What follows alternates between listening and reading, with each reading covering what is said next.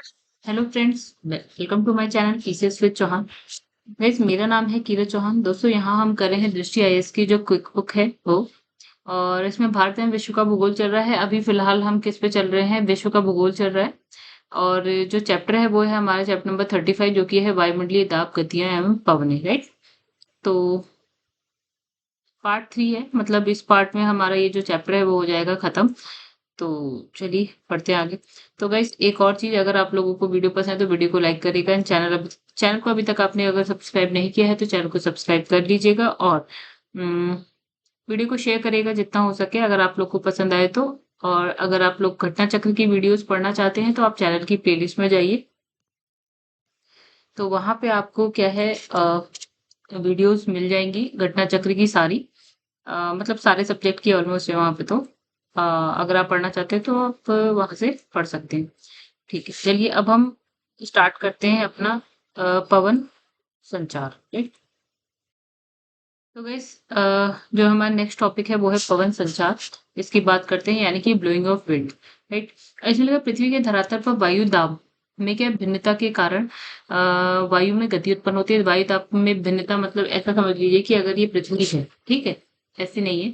हाँ, एक ये हमने एरिया ले लिए, तो इसी तरह यहाँ पे वायु दाब कुछ और है, यहाँ पे वायु दाब कुछ और है। इसकी वजह से पवन क्या होती है, एक जगह से दूसरी जगह क्या होती है, गति कर रही है। ठीक है, तो इसी गतिशील वायु को हम क्या बोलते हैं, पवन। ठीक है, ये जो वायु है, वायु जो गति कर रही है उसको हमने क्या बोल दिया, पवन। जब वायु ऊर्ध्वाधर रूप में क्या करती है, गतिमान होती है, तो उसे वायु धारा कहते हैं। ठीक है, जब यही वायु ऊर्ध्वाधर रूप में ऊपर की तरफ गति कर रही है, ठीक है, तो हम उसको बोलते हैं वायु धारा। मतलब पृथ्वी से ऊपर की तरफ जा रही है तो वायु धारा। पवने और वायु धारा, हाँ देखिए, ये हो गई वायु धारा। अगर, ठीक है, पवन इस तरह से गति कर रही है। ऐसे पवने और वायु धाराएं मिलकर क्या क्या है, वायुमंडल में परिसंचरण व्यवस्था बनाती है। ठीक है, क्या परिसंचरण व्यवस्था बनाती है। अच्छा, पवने जो है उच्च वायुदाब से निम्न वायुदाब की तरफ प्रवाहित होती है। यहाँ यानी कि पवने कहाँ से, जहाँ पे हाई प्रेशर होगा, यानी यहाँ हवा बहुत ज्यादा है, ठीक है, और यहाँ पे है सपोज लो प्रेशर, हवा कम है, तो पवने हाई प्रेशर से लो प्रेशर की तरफ क्या करती है, मूव करती है, राइट। अब इसने कहा कि वायुदाब की भिन्नता पर ही पवनों की गति निर्भर करती है। ठीक है, वायुदाब की भिन्नता जैसी रहेगी उस तरह से ही क्या रहेगी, पवन की गति। यानी कि यहाँ पे अगर हाई प्रेशर है और बहुत ज्यादा हाई प्रेशर है, यहाँ पे लो प्रेशर है और काफी कम है, ठीक है, तो पवने जो है ना तेजी से गति करेंगी, मतलब उसकी गति ज्यादा होगी। ठीक है, हाई प्रेशर है लेकिन ज्यादा नहीं है, लो प्रेशर है ठीक ठाक है, वही पवन की गति क्या हो जाएगी, धीमी हो जाएगी। ठीक। अब इसने कहा कि वायुदाब में भिन्नता जितनी अधिक होगी, पवन उतनी ही तीव्रता से प्रवाहित होती है। यानी कि जो भिन्नता है, यानी डिफरेंस है वायुदाब में, तो मतलब कहीं पर बहुत ज्यादा हाई प्रेशर है, कहीं लो प्रेशर है, ठीक है, बहुत ज्यादा ऐसा डिफरेंस है, तो पवन की जो तीव्रता होगी वो बहुत ज्यादा होगी। ठीक है, चलो आगे बढ़ते हैं। अब लिखा है पवनों का वर्गीकरण, राइट। तो यहाँ पे पवन क्या है, एक हो गई आपकी स्थायी पवन होती है, प्रचलित पवन कहते हैं जिससे, मौसमी पवन यानी कि सामयिक पवन हो गई, और एक स्थानीय पवन होती है। तीन तरह की पवनों की यहाँ पे बात करी। तो सबसे पहले यहाँ पे लिखा है प्रचलित पवन, ठीक है। देखिए, प्रचलित पवन के वर्ष भर निश्चित दिशा में प्रवाहित होने वाली पवनों को हम बोलते हैं प्रचलित पवन या फिर स्थायी पवन। यानी वर्ष भर चल रही है, ठीक है, चेंजेस नहीं आ रहे, चलती रहेगी पूरे साल। ठीक है, तो इस प्रकार की पवनें तीन प्रकार की होती हैं, जैसे कि हम पढ़ चुके हैं। कौन कौन सी? एक पछुआ पवन पढ़ी थी हमने, एक सॉरी, एक व्यापारिक पवन पढ़ी थी, पछुआ, और ध्रुवीय पवन पढ़ी थी जब हमने पृथ्वी बनाई थी। तो गाइस, आपने पुराना लेक्चर देखा ही होगा। तो जो यहाँ पे प्रवाहित हो रही थी, ठीक है, वो थी आपकी व्यापारिक पवन। जो यहाँ पे प्रवाहित हो रही थी वो थी आपकी पछुआ पवन। और जो यहाँ पे प्रवाहित हो रही थी वो थी आपकी ध्रुवीय पवन। ये हम पढ़ चुके हैं, राइट। चलिए, तो ओके, हमने शॉर्ट में देखा था, अब यहाँ पे सही सही से बताया है। ठीक है, चलिए पढ़ते हैं फिर से। तो गाइस, यहाँ पे सबसे पहले व्यापारिक या सनमार्गी पवन बोलते हैं। व्यापार व्यापार को ट्रेड बोलते हैं, तो यहाँ पे ट्रेड विंड हो गई, राइट। चलिए, तो दोनों याद रखिएगा, व्यापारिक भी याद रखिएगा, सनमार्गी भी याद रखिएगा। तो देखिए यहाँ पे ये कहाँ प्रवाहित हो रही है, पहले तो हम डायग्राम में ये देख लेते हैं, थोड़ा सा हमें आइडिया लग जाएगा। पहले डायग्राम में थोड़ा सा समझ लेते हैं। गाइस, ये देखिए यहाँ पे ये वाली जो, ओके, तो ये वाली जो लाइन है वो 0 डिग्री वाली है, ये वाली 30 डिग्री नॉर्थ, और यही 30 डिग्री साउथ है। ठीक है, तो यानी कि 0 से 30 के बीच में जो पवन चल रही है वो व्यापारिक, 0 से 30 साउथ में भी जो पवन चल रही है वो व्यापारिक पवन है। अब देखिए, हमने पढ़ा था जब कॉरियोलिस बल जो है ना काम करता है, तो जो पवन की दिशा है उत्तर की तरफ अपने सीधे दाईं हाथ की तरफ मुड़ती है, ठीक है? यानी कि पवन को अगर ऐसे आना है तो मतलब अगर पवन को ऐसे आना है तो वो उत्तर की तरफ ऐसे ना आके अपने राइट साइड पे मुड़ती है, यानी कि अपने राइट साइड पे मुड़ती है, राइट? ठीक है। और वहीं दक्षिण साइड पे क्या होता है, पवन को अगर ऐसे जाना है तो ऐसे ना जाके अपनी लेफ्ट साइड पे मुड़ती है। कैसे मुड़ती है? अपनी लेफ्ट साइड पे मुड़ती है। तो ये चीज़ आप यहाँ पे देख पा रहे होंगे गाइस, ये अपनी राइट साइड पे मुड़ रही है, ये वाली अपनी लेफ्ट साइड पे मुड़ रही है। आई होप आप लोग को ये कहानी समझ में आ गई होगी। और ये दोनों व्यापारिक पवन जो उत्तर और दक्षिण वाली दोनों जब आ रही हैं आपस में, तो ये कहाँ पे टकराती हैं, कहाँ पे आके मिल रही हैं? भूमध्य रेखा पे, यानी कि 0 डिग्री पे आके मिल रही है, जैसा कि आप यहाँ पे देख पा रहे होंगे। ये देखिए, ठीक है? ये वाली, ये वाली, ये वाली। ठीक है, अब आई होप आप लोग इतना समझ गए होंगे। अब पढ़ते हैं इसके बारे में। ठीक है गाइस, अगर आप लोग को वीडियो पसंद है तो वीडियो को लाइक जरूर करिएगा एंड चैनल को सब्सक्राइब करिए। अब यहाँ पे क्या लिखा, हाँ, अब एक और चीज भी बता दूं मैं। देखिए क्या होता है कि हम लोग जब पहली बार पढ़ते हैं तो जो भी हम भूलते जाते हैं, मतलब ये भूल जाएंगे कि ये भूमध्य रेखा है, ये तो कोई नहीं भूलेगा। हाँ, इस वाली लाइन को हम क्या बोलते हैं? उपोष उच्च, जब हमने पढ़ा था ये लो प्रेशर, राइट? हमें याद होगा शायद। ये दोनों हाई प्रेशर थे, ठीक है? तो यानी उच्च वायुदाब। तो देखिए क्या नाम है? उच्च वायुदाब। और ये कौन सी? उपोष उच्च वायुदाब कटिबंध है, ठीक है? 30 डिग्री वाला क्या है? उपोष उच्च वायुदाब कटिबंध से जो है ना हवा चल रही है भूमध्य रेखा की तरफ, ठीक है? दोनों साइड से। ऊपर वाला भी उपोष उच्च वायुदाब है, ये वाला भी उपोष उच्च वायुदाब कटिबंध है, दोनों से हवा चल रही है भूमध्य रेखा की तरफ। अब देखिए यहाँ पे क्या लिखा है, यहाँ इसने लिखा उपोष उच्च वायुदाब कटिबंध से भूमध्य रेखीय निम्न वायुदाब कटिबंध की ओर चलने वाली जो पवन होती है उसको हम बोलते हैं व्यापारिक पवन। समझ गए? ठीक है। उसके बाद लिखा है उत्तरी गोलार्ध में इसकी दिशा क्या थी? उत्तर पूर्व से दक्षिण पश्चिम की तरफ रहती है। ये आपका देखिए समझा दिया जाए, ये होता है आपका ईस्ट, नॉर्थ, वेस्ट और ये साउथ हो गया। तो ये हो गई नॉर्थ ईस्ट उत्तर पूर्व, ये हो गई आपकी साउथ वेस्ट यानी कि दक्षिण पश्चिम। तो जो ऊपर की तरफ हवा चल रही है यानी नॉर्थ साइड से जो चलती है वो ऐसे चलती है। यही बोल रहा है कि उत्तरी गोलार्ध में कैसे चल रही है? उत्तर पूर्व से कहाँ? दक्षिण पश्चिम की ओर। वहीं अगर हम दक्षिणी गोलार्ध की बात करते हैं तो वो कैसे चलती है? ऐसे चलती है, नहीं सॉरी, कैसे चल रही थी गाइस? ऐसे चल रही थी, ऐसे, ठीक है? मतलब चलना ऐसे था लेकिन वो अपनी थोड़ी सी लेफ्ट साइड पे मुड़ जाती है तो इधर। तो ये वाली साइड कौन सी होती है? साउथ ईस्ट, यानी कि दक्षिण पूर्व से लेकर ये वाली साइड कौन सी होती है? हवा ऐसे चल रही है, तो ये वाली हो गई साउथ ईस्ट और ये वाली साइड हो गई नॉर्थ वेस्ट, ठीक है? तो यानी कि जो दक्षिणी गोलार्ध में चल रही है वो कैसे चल रही है? दक्षिण पूर्व से आपका उत्तर पश्चिम की तरफ चल रही है, ठीक है? और ये जो है आपको, इसे क्या है? पूर्वा पवने भी कह रहे हैं। क्या कह रहे हैं? पूर्वा पवन, राइट?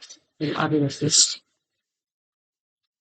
अब इसको व्यापारिक और वाणिज्यिक पवन इसलिए कहा जाता है क्योंकि यूरोप के व्यापारी इन्हीं पवनों के सहारे समुद्री व्यापार के लिए जाया करते थे। मतलब एक्चुअली क्या है कि ये जो पवनें चल रही हैं, north America, south America, Europe हो गया, अफ्रीका हो गया, ठीक है? ये हो गया आपका एशिया हो गया, ठीक है? ये आपका यूरोप है, ये नॉर्थ अमेरिका हो गया, ये साउथ अमेरिका हो गया। अब यूरोप वाले क्या कर रहे हैं? वो कर रहे हैं व्यापार। तो भाई ऐसे जब चल रही है पवनें तो यहाँ ऐसे चल रही है, यहाँ ऐसे चल रही है। तो इन पवनों के सहारे इन्हें थोड़ा-सा समुद्र में चलने में आसानी हो रही थी, ठीक है? व्यापार करने के लिए जब चल रहे थे, तो क्योंकि नाव की दिशा भी वही है, पवन की दिशा भी वही है, तो आसानी से नाव आगे बढ़ जा रही होगी। नाव मतलब इनका शिप, ठीक है? तो जी, अब इसमें का व्यापारिक पवनों की विशेषता क्या है? देखिए ये पवनें जो है 30 डिग्री उत्तर से लेकर दक्षिण अक्षांशों के मध्य भूमध्य रेखा की ओर चलने के कारण क्या होता है? अधिक गर्म शुष्क होती है। ठीक है, हम समझ गए। ये क्या है? 30 डिग्री इधर और इधर चल रही है, 30 डिग्री ऊपर से 30 डिग्री नीचे और भूमध्य रेखा की तरफ चल रही है। यहाँ पे गर्मी तो होती है, तो ये गर्म भी है और शुष्क भी है। गर्मी है तो भाई इसमें नमी नहीं होगी, क्यों? क्योंकि सारी नमी तो उड़ जाएगी, भाप बन जाएगी। इसलिए क्या होता है, ये प्राय जो है वर्षा नहीं कर रही है, ठीक है? यानी कि व्यापारिक पवन वर्षा नहीं कर रही। परंतु जब जब क्या होता है, जब कभी भी ये किसी महासागर के पास से जा रही हैं, अगर ये किसी महासागर पानी के ऊपर से जा रही हैं, तो ये आर्द्रता ले लेती है, मतलब पानी से क्या करती है? नमी ले लेती है, ठीक है? और क्या है? महाद्वीपों पे जाएँगी, महाद्वीपों पे जाके क्या करेंगी? उसके पूर्वी भाग में क्या कर देती है? वर्षा कर देती है। अब कैसे पूर्वी भाग में दिख गई? सपोज़ ये पवन ऐसे चल रही है ऊपर वाली, ये नीचे वाली ऐसे चल रही है, ठीक है? अब यहाँ पे क्या है? यहाँ पे मान लेते हैं ये है अफ्रीका, राइट? तो ये अफ्रीका है, अफ्रीका महाद्वीप है, ठीक है? तो अब देखिए पवन कैसे चल रही है गाइस, पवन यहाँ ये इसका पूर्वी साइड है, ये अफ्रीका का पूर्वी साइड है। पवन कैसे चल रही है? इस तरह से। पवन कैसे चल रही है? इस तरह से। पानी लेके आएगी, कहाँ पे छोड़ देगी? यहाँ पे। पानी लेके आएगी, कहाँ छोड़ देगी? यहाँ। यानी कि पूर्वी साइड पे वर्षा कर रही है महाद्वीप के, ठीक है? कहीं और का भी एग्जाम्पल ले लेते हैं, ये नॉर्थ अमेरिका है, साउथ अमेरिका है। पवन कैसे चल रही है? ऐसे। पवन कैसे चल रही है? ऐसे। तो यहाँ का पानी पूरब साइड पे, यहाँ का पानी पूरब मतलब पूरब साइड पे ये क्या कर रही है? पानी को छोड़ रही है, यानी वर्षा कर रही है, ठीक है? अब ये पवनें क्या है? महाद्वीपों के पश्चिमी भाग में वर्षा नहीं कर रही। और जब ये महाद्वीप है, पवन कैसे चल रही है? ऐसे। पवन कैसे? बारिश यहाँ कर दे रही, यहाँ पे बारिश नहीं हो रही है, ठीक है? क्योंकि क्या है, पूर्वी भाग में वर्षा करते हुए जब ये पश्चिमी भाग की ओर जाती है तो ये क्या होती है? शुष्क हो जाती है। मतलब इसने कहा जब ये पूरब से पश्चिम की तरफ जा रही है, वर्षा तो सारी कर दी है, अब जाते जाते जाते यहाँ पे क्या हो जाएगी? आपकी शुष्क हो जाएगी, यानी कि नमी हो जाएगी ऑलमोस्ट खत्म, ठीक है? ये इसने कहा। तो इसने कहा, ठीक है, नीचे कर लिया। तो शुष्क हो जा रही है, जिससे क्या होता है? इस अक्षांशों के मध्य महाद्वीपों में क्या होता है? पश्चिमी भाग में उष्णकटिबंधीय मरुस्थल बन जाते हैं। अब भारत को ही ले लेते हैं, मान लेते हैं एक एग्जाम्पल, अगर हम भारत का लेके चले या सहारा का लेके चले, अफ्रीका को आप ले, ऐसा नहीं बनता अफ्रीका, तो अफ्रीका कुछ इस तरह से बनता है एक। दूसरा हम भारत ले लेते हैं, चलो भारत को भी ले लेते हैं, ले ही लेते हैं, ठीक है? अब देखिए गाइस, अब यहाँ पे क्या है? वर्षा कहाँ हो रही है? वर्षा कहाँ हो रही है? वर्षा यहाँ पे हो जा रही है, लेकिन यहाँ पे नहीं हो रही है, ठीक है? वर्षा यहाँ पे हो रही है, यहाँ पे नहीं। तो सहारा मरुस्थल आपको यहाँ देखने को मिलेगा और राजस्थान आपको यहाँ देखने को मिलेगा, ठीक है? यानी पश्चिम साइड पे आपको मरुस्थल देखने को मिलते हैं। क्यों? वर्षा वहां तक पहुंच नहीं रही है। अच्छा, महासागरों के पूर्वी भागों में क्या होता है? व्यापारिक पवनें ठंडी समुद्री धाराओं के संपर्क में आने से क्या होती है? वर्षा नहीं करती। जब फिर से पढ़ते हैं क्या लिखा है? ये देखा, महासागरों के पूर्वी भागों में व्यापारिक पवनें ठंडी समुद्री धाराओं के संपर्क में आने के कारण क्या करती हैं? प्रायः वो नहीं करती हैं, क्या नहीं करती हैं? वर्षा नहीं करती, ठीक है? तो इसने कहा देखिए, महासागरों का जो पूर्वी साइड है वहां पे जो समुद्र में पानी चल रहा है, धाराएं चल रही है, वो कैसी होती हैं? ठंडी होती है। अब जब वो धाराएं ठंडी होती हैं और जो ये पवन चल रही है वो अगर उन ठंडी धाराओं में के साथ मिलती है तो ये वर्षा करने का काम नहीं करती। भूमध्य रेखा के निकट क्या है? दोनों गोलार्धों की व्यापारिक पवनें आपस में क्या होती है? टकराकर ऊपर की ओर उठती है और घनघोर वर्षा करती है। मतलब इसने ये बोला कि जब ये भूमध्य रेखा 0 डिग्री वाली यहाँ से आ रही है पवन, यहाँ से आ रही है, दोनों यहाँ पे आपस में आके टकरा रही है। टकरा के फिर ये कहाँ जाएगी? ऊपर की तरफ आएगी, ठीक? कहाँ आएगी? ऊपर की तरफ। जब ऊपर की तरफ आएगी तो भाई बादल बनेगा, वर्षा होगी। तो यहाँ पे इसने कहा कि बहुत वर्षा हो रही है, ठीक है? अब देखिए, ये पवनें स्थायी सुनियमित रूप से सुनिश्चित पथ पर चलती है। मतलब इसका फिक्स पथ है, वहीं पे चलेगी, स्थायी है, ठीक है? इसका जो वेग है वो क्या है आपका? 15 से लेकर 25 किलोमीटर प्रति घंटे की स्पीड से चल रही है। और इसका जो वेग है ग्रीष्मकाल की अपेक्षा शीतकाल में अधिक होता है। इसने कहा कि गर्मी से ज्यादा इसके जो वेग है, वो वेलोसिटी जो भी है वो ठंड में जाता है, शीतकाल में जाता है। अच्छा, हिंद महासागर में ये पवनें जो है मानसूनी पवनों में परिणत हो जाती है। मतलब इसने कहा, जब हम बनाते हैं ना कि ये हो गया आपका नॉर्थ अमेरिका हो गया, फिर ये आपका साउथ अमेरिका हो गया, फिर ये आपका हो गया यूरोप हो गया, इसके नीचे का है अफ्रीका, राइट? अब इसके इधर हो गया आपका ये एशिया वाला पोर्शन। इनफैक्ट ऐसे मान लेते हैं, यहाँ पे भारत है, ठीक है? अब यहाँ से ऐसे सॉरी, हाँ ये नहीं, मान लेते हैं ये 0 डिग्री भूमध्य रेखा है, तो ये पवन ऐसे जाती है, यहाँ से ऐसे आती है, तो यही पवन ऊपर जाके ऐसे मुड़ती है और यहाँ भारत में बारिश करने का काम करती है। यानी कि व्यापारिक पवन ही भूमध्य रेखा को क्रॉस करके ऐसे करके भारत की तरफ मुड़ती है और बारिश यानी मानसून लाने का काम यही पवन करती है। तो इसने कहा कि हिंद महासागर में ही पवन, तो ये क्या करते हैं? मानसूनी पवनें यही है, भारत के लिए मानसूनी पवनें यही हैं। व्यापारिक पवनों की मेखला में ही क्या होता है? डोलड्रम की पेटी यानी अंतः उष्णकटिबंधीय अभिसरण क्षेत्र पाया जाता है, जो हमने पढ़ा था ICTZ, यहीं पे होता है, ठीक है? ICTZ हमने जो पढ़ा था वो यहीं पे, इसी मेखला में यहीं पे मिलेगा आपको देखने को, ठीक है? आगे बढ़ते, अब इसने कहा डोलड्रम क्या है, देख लेते हैं। भूमध्य रेखा के दोनों ओर क्या होता है? 5 डिग्री अक्षांशों तक निम्न वायुदाब की मेखला होती है। इसने कहा भूमध्य रेखा से 5 डिग्री, यहाँ भी 5 डिग्री, यहाँ भी ये है। तो इसने कहा ये जो पूरा का पूरा एक पेटी बन गई, ठीक है? ये कैसी होती है? लो प्रेशर निम्न वायुदाब वाली पेटी होती है, ठीक है? यहाँ हवा के ऊपर उठने, यहाँ हवा कहाँ जाती है? ऊपर उठती है, ठीक है? क्यों? क्योंकि गर्मी बहुत होती है, हवा हल्की हो जाती है और ऊपर उठ जाती है। तो वायु का क्या है? उठते रहने से क्षैतिज वायु संचरण की गति अत्यधिक मंद हो जाती है। जो वायु कैसे जा रही है? ऊपर की तरफ जा रही है। तो जो हॉरिजॉन्टल चल रही है वायु नीचे की तरफ, देखिए एक वायु सीधा चल रही है, ठीक है? एक वायु ऊपर की तरफ जा रही है। तो जो यहाँ सीधी चल रही है उसकी गति क्या हो जाएगी? मंद। ऊपर क्योंकि वायु ऊपर जा रही है और जो ऊर्ध्वाधर चल रही है वायु, ठीक है? मतलब जो इस तरह से चल रही है, ठीक है? उसकी गति क्या हो जाती है? 1 मिनट बस यहाँ पे, हाँ, तो जो क्षैतिज चल रही है, ऊर्ध्वाधर मतलब ऊपर जाना होता है और क्षैतिज का मतलब होता है ये हॉरिजॉन्टल, ठीक है? तो इस चीज़ में मैं थोड़ा-सा कन्फ्यूज़ रहती हूँ, कोई बात नहीं। देखिए जो हवा के ऊपर उठते रहने से क्षैतिज वायु संचरण जो है, वो उसकी गति कम हो जाती है और क्या है वातावरण प्रायः कैसा होता है? शांत हो जाता है, ये शांत पेटी है, इसी को हम क्या बोलते हैं? डोलड्रम बोलते हैं, ठीक है? तो ये जो 5 से 5 वाला है, 5 डिग्री नॉर्थ से लेकर 5 डिग्री जो साउथ में है, वायु कहाँ जा रही है? ऊपर की तरफ जा रही है और जो क्षैतिज वायु है उसकी गति मंद, इसलिए मौसम साफ हो जाता है। ये शांत पेटी है, इसी को हम क्या बोले हैं? डोलड्रम। डोलड्रम का विस्तार प्रत्येक स्थान पर क्या होता है? अविच्छिन्न मेखला में नहीं होता। इसमें लिखा है ऋतुवत परिवर्तन के अनुसार इसकी स्थिति में परिवर्तन होता रहता है, यानी कि गर्मी में हमने कहा ना 5 डिग्री नॉर्थ से 5 डिग्री साउथ ऐसा ही हमेशा बना रहे, ऐसा नहीं होता है। देखिए, सूर्य का भी उत्तरायण होता है, सूर्य का भी दक्षिणायन होता है। जब सूर्य उत्तरायण होगा यानी उत्तर की तरफ जाएगा तो ये मेखला भी थोड़ा-सा ऊपर शिफ्ट हो जाएगी। मतलब समझते हैं? जैसे अभी हमने कहा 5 डिग्री नॉर्थ से 5 डिग्री साउथ ही रहेगा, ऐसा है नहीं। सूर्य कभी क्या होता है? उत्तरायण होता है, जब सूर्य ऊपर की तरफ जाता है। तो ये जो है ना, ये पेटी भी शिफ्ट हो जाएगी, मान लेते हैं। तो ये हो सकता है 0 डिग्री से लेकर 10 डिग्री तक हो जाए। 10 तो है, 5 ऊपर 5 नीचे टोटल हो गया 10। तो सूर्य उत्तरायण हुआ तो हमने हमने कह दिया ये मेखला भी ऊपर की तरफ शिफ्ट हो गई। मान लो 0 से 10 डिग्री नॉर्थ से तक चले जाए। मान लो सूर्य दक्षिणायन हुआ तो हो सकता है ये 0 से 10 डिग्री नॉर्थ से तक साउथ तक चले जाए, ऐसे करके। तो जैसे सूर्य के उत्तरायण के साथ ही उत्तर की तरफ खिसक जाती है और जब दक्षिणायन होता है तो ये दक्षिण की तरफ खिसक जाती है, यही बोले इसे। और देखो भूमध्य रेखा के सारे डोलड्रम के 3 क्षेत्र पाए जाते हैं। एक हिंद प्रशांत डोलड्रम में, मतलब 3 क्षेत्र देखिए डोलड्रम कहाँ-कहाँ है।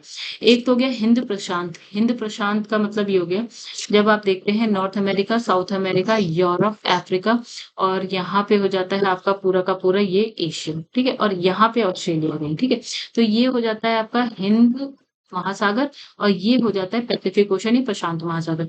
तो एक तो इसने हिंद प्रशांत बोल दिया, दूसरा भूमध्य रेखीय अफ्रीका के पश्चिमी किनारे, ये अफ्रीका है। ये क्या है? भूमध्य सागर है, भूमध्य रेखा यहाँ से जा रही है तो इसका ये वाला साइड हो गया। भूमध्य रेखीय अफ्रीका, अफ्रीका के पश्चिमी किनारे हो गए, पश्चिम साइड, अफ्रीका के पश्चिम साइड। फिर भूमध्य रेखीय मध्य अमेरिका के पश्चिम किनारे। ये देखिए मध्य अमेरिका मान लेते हैं यहाँ पे कहीं और इसका पश्चिमी साइड ये वाला हो गया, ठीक है? ये 3 जगह इसने बता दिया। अब इसने कहा डोलड्रम की पेटी में संवहनीय धाराएँ दिन के समय ऊपर उठती हैं और दोपहर के समय गरज और बिजली की चमक के साथ यह वर्षा हो जाती है, ठीक है? जिसे 4 बजे की वर्षा या 4 ओ क्लॉक रेन कहा जाता है। मतलब देखिए इस जगह पे क्या होता है डोलड्रम में, गर्मी बहुत है, जल गर्म होता है, वाष्प ऊपर की तरफ जाती है, ठीक है? और थोड़ी देर बाद बारिश हो जाएगी और चल रहा है भूमध्य रेखा के आस-पास, यहाँ पे तो सॉलिड गर्मी होती है, ठीक है? तो बस यहाँ पे ये क्या कह रहा है कि दिन के समय जो धाराएँ हैं, वो आसमान में जा रही हैं, ठीक है? हवा जो है अपने साथ नमी लेके ऊपर जा रही है, थोड़ी देर बाद क्या है बादल बन रहे हैं और 4 बजे के आस-पास यहाँ पे बारिश हो जा रही है। तो इसे हम बोल रहे हैं 4 बजे की वर्षा बोल रहे हैं, ये सब भूमध्य रेखा के आस-पास डोलड्रम वाले एरिया में चल रही है। डोलड्रम मतलब 5 डिग्री नॉर्थ से लेकर 5 डिग्री साउथ तक, लेकिन ऐसा नहीं होता है, थोड़ा-सा जब सूर्य उत्तरायण होता है तो उत्तर, दक्षिण होता है तो थोड़ा ऊपर-नीचे शिफ्ट हो जाता है। तो यहाँ की कहानी बस यही है कि हवा जो है ऊपर जा रही है, नमी लेके जा रही है और 4 बजे के आस-पास बारिश कर देगी, तो ये हो गया 4 बजे की वर्षा है, 4 ओ क्लॉक रेन बोल रहे हैं इसे। चलो अब आगे बढ़ते हैं। आई होप इतनी-सी बात आपको समझ में आई। तो हमने व्यापारिक पवन पढ़ ली। व्यापारिक पवन कहाँ चलती है गाइस? यहाँ चल रही है। ये वाली पवनें व्यापारिक पवन। अब हम कहानी पढ़ेंगे पछुआ पवनों की। अब पछुआ पवनें कहाँ चल रही हैं? तो गाइस पछुआ ये देखो, ये हो गया हमारा लो प्रेशर, ये हो गया हमारा हाई प्रेशर और ये हाई प्रेशर की बेल्ट है। हमने कहा पवन कहाँ चल रही है भाई? हाई प्रेशर से लो प्रेशर की तरफ, जैसा कि आप व्यापारिक पवनों को देख पा रहे होंगे। कहाँ चल रही है? हाई प्रेशर से लो प्रेशर की तरफ, राइट? कहाँ चल रही है? हाई प्रेशर से लो प्रेशर की तरफ, सही है? जो हमारी पछुआ पवन चलेगी वो भी कुछ ऐसे ही चलेगी, हाई प्रेशर से लो प्रेशर की तरफ। जो ये वाली 60 डिग्री नॉर्थ वाली है वो आपकी लो प्रेशर बेल्ट होती है। ये वाली क्या है? लो प्रेशर बेल्ट है। तो हवाएं कहाँ चलेंगी? हाई प्रेशर से लो प्रेशर की तरफ। तो हाई प्रेशर से लो प्रेशर की तरफ चल रही है। हाई प्रेशर से लो प्रेशर की तरफ आपकी हवा चल रही है, ठीक है? आपको दिख भी रहा है यहाँ से, ठीक है? ओके।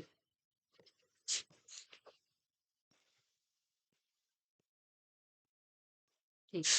तो हाई प्रेशर, लो प्रेशर, ठीक है? हाई प्रेशर और लो प्रेशर, ये इसके बीच में चलेगी हमारी पछुआ पवन, राइट? हाई प्रेशर से लो प्रेशर। हाँ, कोरियोलिस बल लग रहा है। हवा कैसी चलती है? हाई प्रेशर से लो प्रेशर चल रही है, लेकिन अपनी जो है उत्तरी उत्तरी क्या बोलते हैं, उत्तरी गोलार्ध में क्या होगी, अपनी सीधी तरफ मुड़ेगी, दक्षिणी गोलार्ध में उल्टी तरफ। तो भाई चलनी तो ऐसे चाहिए हवा सही मायने में, लेकिन कोरियोलिस बल की वजह से ऐसे नहीं चलती है, वो थोड़ा सा अपनी सीधी साइड मुड़ जाती है, अपनी दाहिनी साइड मुड़ जाएगी। ठीक है, दक्षिणी गोलार्ध में चलना ऐसे नहीं, हाँ, तो भाई इसको चलना ऐसे था, लेकिन ये अपनी लेफ्ट साइड पे मुड़ती है, ये अपनी लेफ्ट साइड पे मुड़ जाती है, ठीक है? यानी कि ये अपनी राइट साइड पे मुड़ती है, और ये वाली सॉरी, लेफ्ट साइड इसकी ये वाली होगी ऐसे। तो लेफ्ट साइड इसकी ऐसे होगी, दिख रहा है अब आप लोगों को? तो यहाँ पे ये अपनी राइट साइड पे मुड़ रही है, यहाँ पे ये अपनी लेफ्ट साइड पे मुड़ रही है, ठीक है? इतनी बात समझ में आ गई? कहाँ से कहाँ चल रही? हाई से लो प्रेशर चल रही है अपनी सीधी साइड उत्तरी गोलार्ध में, अपनी उल्टी साइड मतलब लेफ्ट साइड पे दक्षिणी गोलार्ध पे घूम रही है, ठीक है? बस कहानी क्या है? तो व्यापारिक पवनें हम पढ़ चुके हैं, तत्व पवनों की कहानी चलिए, देखिए। हाँ, ये ये था आपका हाई प्रेशर, ये था लो प्रेशर। इसका नाम उपोष्ण उच्च वायुदाब पेटी, ये उपध्रुवीय लो प्रेशर यानी कि निम्न वायुदाब पेटी है, ठीक है? हवा कहाँ से चली? उपोष्ण उच्च वायुदाब पेटी से अ, उपध्रुवीय निम्न वायुदाब पेटी की तरफ। बस ये पेटियों का नाम भी याद रखिए। अब देखिए यहाँ पे क्या लिखा हुआ है। यहाँ लिखा है उपोष्ण उच्च वायुदाब वायुदाब कटिबंध से उपध्रुवीय निम्न वायुदाब कटिबंध की ओर चलने वाली जो हवा होती है, पवन होती है, पश्चिमी पवन है, ठीक है? और तो इसको क्या बोल रहे हैं? पछुआ पवन। पश्चिमी क्यों? गाइस ये यहाँ ऐसे चल रही है, तो ये मान लेते हैं वेस्ट साइड है, ये ईस्ट साइड है, पश्चिमी पवन पश्चिम से चल रही है। नीचे वाली ऐसे चल रही थी दक्षिण गोलार्ध में, ये वेस्ट साइड होगी, ईस्ट साइड पश्चिमी पवन, राइट? अच्छा, अब इसने कहा पृथ्वी की घूर्णन गति के कारण जो है उत्तरी गोलार्ध में ये क्या करती है, कैसे बह रही है? उत्तरी गोलार्ध में ऐसे जा रही है, यानी ये इसका कौन सा साइड है? साउथ वेस्ट साइड, यानी कि दक्षिण पश्चिम साइड से नॉर्थ ईस्ट हो गया ये वाला साइड, ठीक है? ऐसे बना के देख लो, नॉर्थ ईस्ट यानी कि उत्तर पूर्वी दिशा में, उत्तर पूर्वी दिशा की ओर चल रही है। और दक्षिणी गोलार्ध में गाइस कैसे चल रही है? दक्षिणी गोलार्ध में चल रही है नॉर्थ वेस्ट से लेकर साउथ ईस्ट की तरफ, ठीक है? यानी कि north west north west north west कहाँ गया? हाँ, नॉर्थ वेस्ट यानी कि उत्तर पश्चिम से, साउथ ईस्ट यानी कि दक्षिण पूर्व की ओर चल रही है, ठीक है? चलो, अब इसने लिखा उत्तरी गोलार्ध की अपेक्षा दक्षिणी गोलार्ध में पवनों का प्रभाव क्या है? अधिक स्थायी निश्चित होता है। क्यों भाई? इसने कहा उत्तरी गोलार्ध में ये इतनी स्थायी नहीं होती है जितनी दक्षिणी गोलार्ध में होती है। ऐसा क्यों? भाई यहाँ पे ना पानी ज्यादा है, समुद्र ज्यादा है, इस वजह से। इसने कहा कि इसका जो विकास है, यानी कि जो ये पवन है वो ज्यादातर कहाँ मिल रही है आपको? अ, वैसे तो हमने देखा 30 से 60 के बीच में, लेकिन आइडियली आइडियली हम 30 से 60 के आसपास यहाँ पे हमें कौन सी पवन देखने को मिल रही है? पछुआ पवन। तो इसने कहा ये मिल रही है 40 से लेकर 65 डिग्री दक्षिणी अक्षांश के मध्य मिल रही है, या ऊपर भी ऐसी मिल रही है। यहाँ पे क्या होता है ना, स्थलीय भाग क्या है, उसका अभाव होता है, यानी कि दक्षिणी गोलार्ध में आपको पानी ज्यादा मिलेगा। पानी ज्यादा मिलेगा, इसलिए क्या है, स्थायी और निश्चित चलती है, ठीक है? इसका पानी, प्लेन पानी मिलने का और फिर उबड़ खाबड़ जगह मिलने का, इन दोनों का फर्क पड़ेगा, ठीक है? तो उत्तरी गोलार्ध में उबड़ खाबड़ आपको सब मिलेगा, पहाड़ मिलेगा, पठार मिलेगा, मैदान मिलेगा, सब मिलेगा, लेकिन दक्षिण गोलार्ध में पानी ज्यादा मिलेगा, समझ? तो स्थायी है। अच्छा, यहाँ के प्रचंड वेग के कारण देखिए, दक्षिण गोलार्ध में इसका वेग ज्यादा है, ठीक है? स्थायी है, अच्छी है, ठीक है, वेग ज्यादा है। इस वजह से क्या होता है, इस कारण क्या होता है, प्रचंड वेग है, बहुत तेजी से चल रही है के कारण दक्षिणी गोलार्ध में इन पवनों को हमने कुछ नाम दे दिया, ठीक है? जैसे जैसे एक हो गया गरजता चालीसा, यानी 40 डिग्री जो साउथ दक्षिणी अक्षांश पे जो चल रही है ना तेजी से, उसको बोल दिया गरजता चालीसा, बहुत तेजी से तूफान की तरह चल रही है, ठीक है? एक प्रचंड पचासा भी नाम है इसका। 50 ये पृथ्वी होगी 0 डिग्री, 40 से 65 के बीच में चल रही है मान लो, ठीक है? तो 40 पे जो चल रही है उसको इसने बोल दिया, क्या बोल दिया? गरजता चालीसा। और 50 डिग्री पे भी चल रही होगी कोई सी, उसको बोल दिया प्रचंड पचासा। और 60 डिग्री पे भी चल रही होगी, तो उसको बोल दिया चीकता 60। बहुत आसान है, 40 50 60 का के नाम पे ही है। चलिए, अब हम आ जाते हैं ध्रुवीय पवनों की बात करते हैं, पोलर विंड की बात करते हैं। चलो भाई, पोलर विंड कौन सी होगी? फिर हाई प्रेशर से लो प्रेशर जाएगी। ये होता है, ये बेल्ट होती है हाई प्रेशर वाली, ये होती है लो प्रेशर वाली। हाई से लो प्रेशर जा रही है, देख पा रहे होंगे, हाई से लो प्रेशर जा रही है। यहाँ पे क्या होता है गाइस, नॉर्थ पोल, नॉर्थ वाली साइड पे यानी उत्तरी गोलार्ध में अपनी सीधी साइड मुड़ रही है, और दक्षिणी गोलार्ध में एक ऐसी अपनी लेफ्ट साइड पे मुड़ रही है। बार बार एक चीज नहीं समझानी, आपको समझ में आ गई है। हाँ, एक और चीज, तो ये ध्रुवों से कहाँ की तरफ चल रही है, ये ध्रुवों से कहाँ की तरफ चल रही है, ये ध्रुवीय जो आपका लो प्रेशर वाली बेल्ट है उसकी तरफ। चलो देखते हैं ये ध्रुवीय पवनों।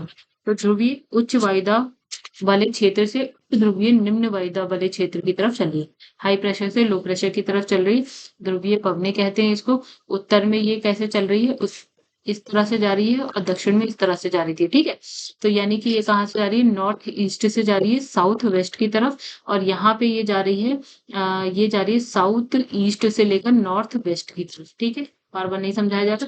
इस पवन में क्या है, तापमान कम होने के कारण जलवाष्प धारण करने की क्षमता कम होती है। एक्चुअल में क्या है, वहां पे पानी नहीं है, ठंड बहुत ज्यादा है, मतलब टेम्परेचर नहीं है, मतलब सूरज की रोशनी नहीं पड़ रही है इतनी खास कि वो जो है ना जलवाष्प बना पाए। तो जलवाष्प कम, बारिश कम, ठीक है।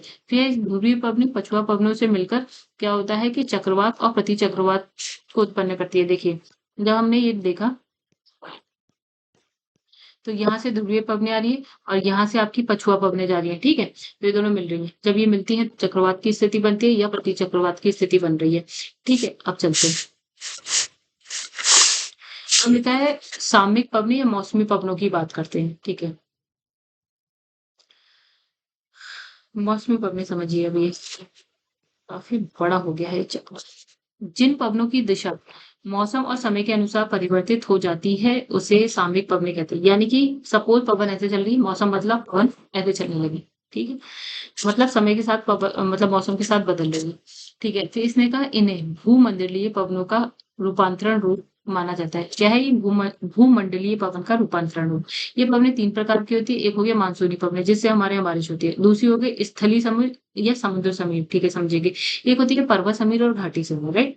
चल, मतलब तीन तरह की हमने देख ली। कौन सी, एक हो गया मानसूनी पवनें, जो जिनसे अब भारत का एग्जांपल लेके चलेंगे तो ज्यादा आसानी से समझ पाएंगे, ठीक है। तो मानसूनी पवनें वो हैं जो भारत में वर्षा करती हैं, ठीक है। ये एक भारत में, या साउथ ईस्ट साइड में जो वर्षा कर रही है, ठीक है। अब इसमें साउथ ईस्ट एशिया में, अच्छा, स्थलीय पवनें क्या होगी गाइस, ये मान लेते हैं स्थल है और ये है समुद्र, ठीक है। स्थलीय पवनें जो स्थल से समुद्र की तरफ जा रही है, और समुद्री पवनें जो समुद्र से स्थल की तरफ आ रही है, एक बार, ठीक है। एक हो गया, ये पर्वत बना दो।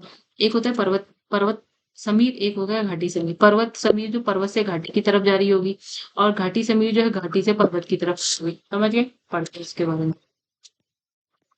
चलिए, सबसे पहले मानसूनी पवनें पढ़ते हैं। तो गाइस, ये पवनें क्या होता है, ऋतु परिवर्तन के साथ अपनी जो है दिशा को उलट लेती है, अतः ये मानसूनी पवनें जैसे जैसे ऋतुएं बदलती है, ग्रीष्म ऋतु, शरद ऋतु, ये ऋतु वो ऋतु आती, इनकी दिशा बदलती जाती है, ठीक है। ये मानसूनी पवनें, ठीक है। मानसूनी पवनें क्या है, ग्रीष्म ऋतु में समुद्र से स्थल की ओर और शीत ऋतु में स्थल से समुद्र की ओर जाती है, और इनकी उत्पत्ति कर्क और मकर रेखाओं के बीच व्यापारिक पवनों की पेटी में होती है। इसने क्या कहा, इसने कहा कि ये पृथ्वी है, ये ऐसे ऐसे ऐसे मान लेते हैं, ठीक है। ये ऊपर वाली होती है कर्क रेखा, और ये हो गई मकर रेखा, ठीक है। यहाँ पे कौन सी पवन चलती है गाइस, यहाँ चलती है व्यापारिक पवन। ये सब हम पढ़ चुके हैं, ये 0 डिग्री हो गया, ठीक है। इसने बोला कि जो ग्रीष्म ऋतु है, ठीक है, मतलब हाँ, जब गर्मी का टाइम होता है तो ये पवनें समुद्र से स्थल की तरफ जाती है, और जब ठंड होती है तो स्थल से समुद्र की तरफ आती है, समझेंगे अभी, ठीक है। प्लस ये क्या है, व्यापारिक पवनों की पेटी में चल रही, कर्क और मकर रेखा के बीच में चल रही है, ठीक। इतनी बात आप समझ गए, ठीक। ग्रीष्म ऋतु में समुद्र से स्थल की तरफ जब गर्मी आती है ना, गर्मी गर्मी गर्मी गर्मी आती है, तो हम देखते हैं बारिश आती है। बारिश कैसे आएगी, जब वो पवन जो है समुद्र के ऊपर से चलती हुई हमारे पास आएगी, ठीक है। क्योंकि समुद्र से नमी लेके आएगी, हमारे पास छोड़ेगी भाई, गर्मी के बाद ही तो गर्मी, जब बहुत ज्यादा गर्मी होती है हम कहते हैं बारिश आएगी अब, ठीक है। कि जब बहुत ज्यादा गर्मी होती है तो पवनें नमी को धारण करती है और बाद में बारिश कर देती है। और जब ठंड होती है, जब ठंडी सर्दियां आती है, तो ये पवनें उल्टी उल्टी हो जाती है। उल्टी हो जाती है मतलब वही जो पवनें आई हुई है हमारे पास रुकी हुई है, ठंड में वापस से समुद्र में चली जाएंगी। और इसमें मानसूनी पवनें जो है भूमंडलीय पवन व्यवस्था स्थानीय कारकों की पारस्परिक क्रिया के परिणाम है, ठीक है। तो ये किस वजह से आ रही है, इसने कहा कि इस कुछ मंडलीय पवन व्यवस्था है, स्थानीय कारक हैं जिनकी वजह से आपकी मानसूनी पवनें चली। इसके अंतर्गत धरातल और क्षोभमंडल दोनों में ही घटित होने वाली क्रियाएँ शामिल हैं। धरातल पे क्या हो रहा है, क्षोभमंडल में क्या हो रहा है, क्षोभमंडल आपको पता है वायुमंडल का सबसे निचला वाला पार्ट है। इन दोनों में क्या हो रहा है, इसकी वजह से क्या होती है, इन दोनों में कुछ ना कुछ हो रहा है, जिसकी वजह से क्या होती है, ये पवनें चलना स्टार्ट हो जाती हैं, मानसूनी पवनें। ठीक है? चलते हैं और आगे। देखिए मानसूनी पवनों के प्रमुख प्रभाव क्षेत्र कौन-कौन से, मानसूनी पवनों से कौन-कौन प्रभावित हो रहा है? भारत में बारिश हो रही है उससे, पाकिस्तान हो गया, बांग्लादेश, हमारे हमारे आस-पास वाले पड़ोसी समझ लीजिए, ठीक? तो भारत, पाकिस्तान, बांग्लादेश हो गए, म्यांमार भी है, श्रीलंका है, अरब सागर भारत के नीचे ही अरब सागर है, बंगाल की खाड़ी हमारे पड़ोस में है। फिर दक्षिण पूर्वी एशिया में भी ये पवनें बहुत ज़्यादा बारिश-वारिश करने का काम कर रही है। उत्तरी अमेरिका भी आपको वहीं कहीं मिल जाएगा, जैसे अगर हम ऐसे-ऐसे करके बनाएँ, फिर यहाँ पे ये भारत है, ठीक है? यहाँ पे इंडोनेशिया वाला साइड हो गया, ये वाला नॉर्थ ईस्ट साइड वाला जो है ये वाला हो गया। यहीं पे हमारे पास ऑस्ट्रेलिया है, तो यानी कि ऑस्ट्रेलिया भी इससे प्रभावित हो रहा है किसी तरह से, ठीक है? और ये एशिया वाला साइड है, यहाँ की ये बात कर रहा है, और हमारे अड़ोसी-पड़ोसी हो गए सारे, ठीक है? बंगाल की खाड़ी भी यहीं पे आपको मिल जाएगी, ठीक है? फिर दक्षिण चीन, ये दक्षिण चाइना इधर मान लेते हैं कहीं, और यहीं पे हमारा बेचारा छोटा-सा जापान भी है ये सारे जो है ना इससे प्रभावित हो रहे हैं मानसूनी पवनों से, ठीक है?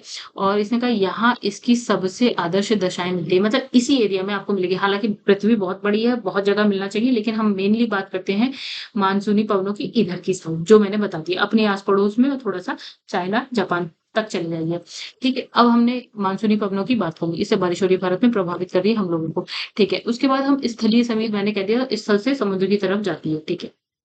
अब देखिए क्या होता है, रात्रि के समय क्या होता है, सागर तटीय क्षेत्र में स्थल से अ, समुद्र की ओर चलने वाली दैनिक पवनों को हम बोलते हैं स्थल समीर। तो गाइस ये देखिए, ये भारत है सपोज़, हम भारत का एग्ज़ाम्पल लेते हैं, ज़्यादा अच्छे से समझ में आता है इस तरह से। अब यहाँ पे बे ऑफ बंगाल मान लेते हैं, ठीक है? बंगाल की खाड़ी। अब इसी का रात हो गई, ठीक है? अब रात में क्या होती है, पवनें कहाँ से चलेंगी? पवन पवन चलती कहाँ से है भाई? ठीक है। जहाँ पे टेम्परेचर ज़्यादा हो और यहाँ पे टेम्परेचर कम है, रात में क्या है?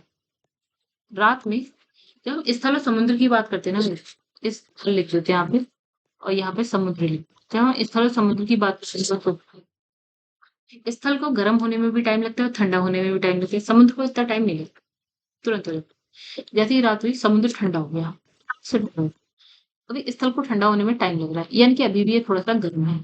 पवन कहाँ से चलेगी भाई? गर्म से ठंडे की तरफ चलती है, बस यही चल रही है। स्थल से समुद्र की तरफ चल रही है, रात हो रही है। रात हमने कहा रात हो गई, रात में समुद्र तो फटाक से ठंडा हो गया, क्योंकि स्थल को ठंडा होने में टाइम लगता है। तो पवन कहाँ से चल रही है? स्थल से समुद्र की तरफ चल रही है, ठीक है? तो ये कौन-सी समीर हो गई? स्थल समीर, ठीक है? इन पवनों की उत्पत्ति का संबंध स्थलीय और जलीय सतह के ऊष्मन शीतलन से हो रहा है, यानी कि कितनी जल्दी वो गर्म हो रही है, ठंडी हो रही है, गर्म ठंडी हो रही है, इस हिसाब से ये चल रही है। और इसने कहा सूर्यास्त के बाद क्या होता है? जैसे सूर्य छुप गया, स्थलीय सतह के तीव्र विकिरण के कारण सतह के शीतलन के फलस्वरूप उच्च वायुदाब का और जलीय सतह पर अपेक्षाकृत निम्न वायुदाब का विकास होता है। यानी इसने बोला कि शाम हो गई, अब स्थल पे क्या होता है? हाई प्रेशर है और समुद्र में क्या है? लो प्रेशर है, ठीक है? हम जानते हैं हवा वैसे भी हाई प्रेशर से लो प्रेशर की तरफ चलती है, ठीक। तो ऐसा विकास हो गया, हाई प्रेशर का स्थल पे, समुद्र में लो प्रेशर का, तो उच्च वायुदाब के केंद्र से निम्न वायुदाब के केंद्र की ओर क्या चल रही है? आपका स्थलीय समीर चल रही है। तीसरी बात, ठीक है, ऊपर चलते हैं। इससे सूर्यास्त के पश्चात होती है, किंतु दोपहर के पहले से ये हवाएँ जो हैं समाप्त हो जाती हैं। दोपहर से पहले ये हवाएँ समाप्त हो जाती हैं, ठीक है? मतलब ये कब हो रही है? सूर्यास्त के बाद, मतलब जब सूरज छुप रहा है, उसके बाद हो रही है। दोपहर से पहले ये हवाएँ नहीं मिलेंगी आपको, स्थलीय समीर नहीं मिलेंगी। क्यों? क्योंकि भाई रात में चल रही है ये। अब जैसे ही दिन हुआ सूर्यास्त मतलब दोपहर का टाइम जैसे ही दिन हुआ, तो अब यहाँ पे समुद्री समीर चलने लगेंगी उल्टा, ठीक है? स्थलीय समीर गायब, मतलब एक टाइम समुद्री समीर चलेगी, एक टाइम स्थलीय। स्थलीय कब से चल रही है? शाम से लेकर अगले दिन दोपहर से पहले तक, ठीक है? तो इसका प्रभाव उष्णकटिबंधीय क्षेत्र वही 0 डिग्री के आसपास वाला में वर्ष भर और शीतोष्ण कटिबंधीय क्षेत्र में केवल जो है गर्मी के टाइम में मिलता है, ग्रीष्म ऋतु में मिलता है, ठीक है। बस ये इसने कहा। अब आ जाते हैं आपका सागर समीर पे। जैसे इसका ऑपोजिट समझ के चलिएगा, ठीक है। इसने कहा दोपहर के समय क्या होता है, वो वाला कहाँ हमने देखा था, स्थलीय समीर शाम के समय, सूर्यास्त के बाद। ये दोपहर के समय, गर्मी बहुत है, ठीक है। तो इसने कहा दोपहर के समय समुद्र से स्थल की ओर चलती है। कैसे चल रही है, ये है आपका दोपहर के समय क्या होता है, दोपहर के समय क्या होता है गाइस,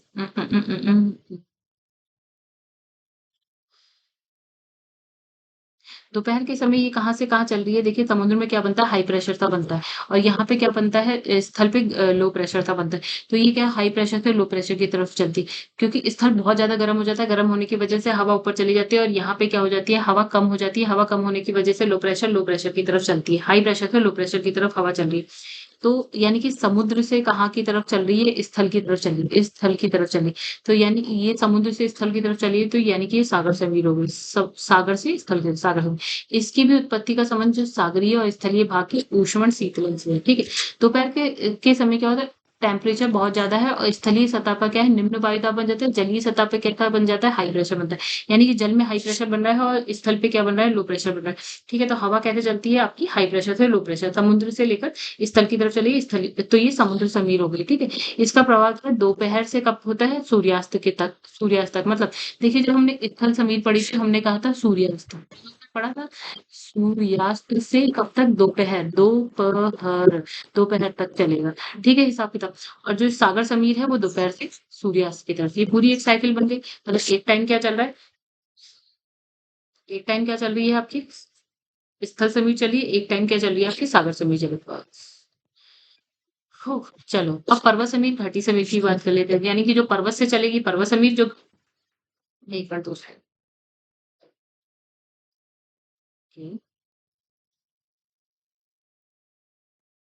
चलिए, ठीक है ना। जो घाटी से, जो नीचे से ऊपर की तरफ जाएगी वो घाटी में से ऊपर पर्वत की तरफ जाए तो घाटी समीर, ठीक है। तो इसमें लिखा है पर्वत और घाटी समीर की बात करते हैं, चलो भाई। तो यहाँ पे देखिए क्या लिखा है, रात्रि के समय, रात हो गई, रात्रि के समय पर्वत चोटियों से घाटियों की तरफ प्रवाहित होने वाली जो समीर होती है पर्वत समीर, ठीक है, रात में हो रही है ये, रात में पर्वत, रात हो गई, रात में समीर इस तरफ से आ गई घाटी की तरफ, पर्वत समीर, ठीक है। चलो अब देखो रात में क्या होता है, पर्वत चोटियां, चोटियों से तीव्र विकिरण